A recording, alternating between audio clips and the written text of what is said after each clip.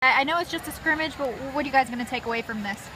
Take away from the fact that between the National Federation of High School Football and the state of Georgia, they put these kids in an awful fix. 3 contact practices before you go to a full contact scrimmage is not enough football practice. So that's what I take away from it. Yeah. I got kids that didn't play very well because they weren't taught very well. And they weren't taught very well because you're limited in the amount of what you do. So, in essence, we have overcorrected something in order. I'm surprised we didn't have more people hurt, to be quite honest. But to the reality of it, you know, we just shot ourselves in the foot over and over again.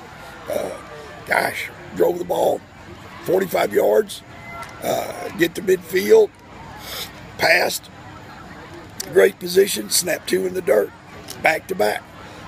Come off the 20-yard line, drive it to the 50, and ready to go, snap it over the quarterback's head for a 25-yard loss. You know, I mean, that's just kind of stuff that we did, and that's not picking on the center. That's just basically saying that those are kind of examples of what we did. We line up, cover a guy, make him an ineligible receiver, you know, just little bitty stuff like that. They're all correctable. That's good. Our lack of a running game was really obvious, and that's, I mean, it's not like you can just walk out there and say, hey, here's a running back, because we don't have any. But that's critical. We got to fix that somehow, some way. Or we got to complete passes. That's really what it comes down to. This game carry a little extra importance for a scrimmage, considering it's a rival kind of down the street. There's no question about it. You know, North Oconee's been on a streak. We won, you know, I don't know, 5, 6, 7 in a row, something like that. But yeah, I'm sure. You know, it's one of those things that we'll live with the rest of the year. We beat you in the scrimmage, you know, that kind of stuff, and that's fair. You know, they did. So in that sense, yeah, I don't think the kids, you know, played any less hard because it was Oconee. But you know, we got 2 or 3 kids that weren't available tonight. I'm sure they did too, and make us a better football team when that happens. And then we're just probably going to end up playing a few more guys both ways, just to tap into better talent in that sense. I know you mentioned the contact rules kind of limiting you guys.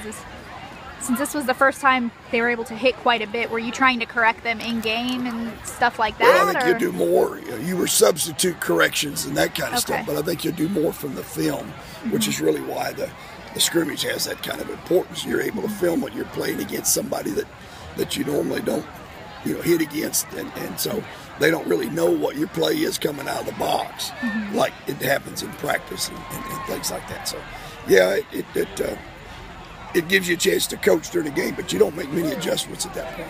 Okay. So are you going to be working on some of the tackling, like fundamentals and stuff? Well, yeah, but still, you're doing it within the realm of what they say. So when we go back to work on Monday, we can have, because it's still preseason, we can have 45 minutes of contact on Monday. We can have 45 minutes of contact on Tuesday. We can't have contact on Wednesday. Or we can have no contact on Monday, 45 on Tuesday, 45 on Wednesday, none on Thursday.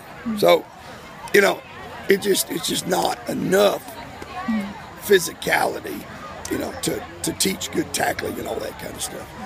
Got a lot of hand grabbing, a lot of rodeo, what I call jumping on a guy's back and stuff like that. And I just, you know, I'm not going to change it. I can spit and spiel all I want to all night long. It ain't going to change. Yeah. We got to figure a way to do it within the rules, but get it done, because we're not.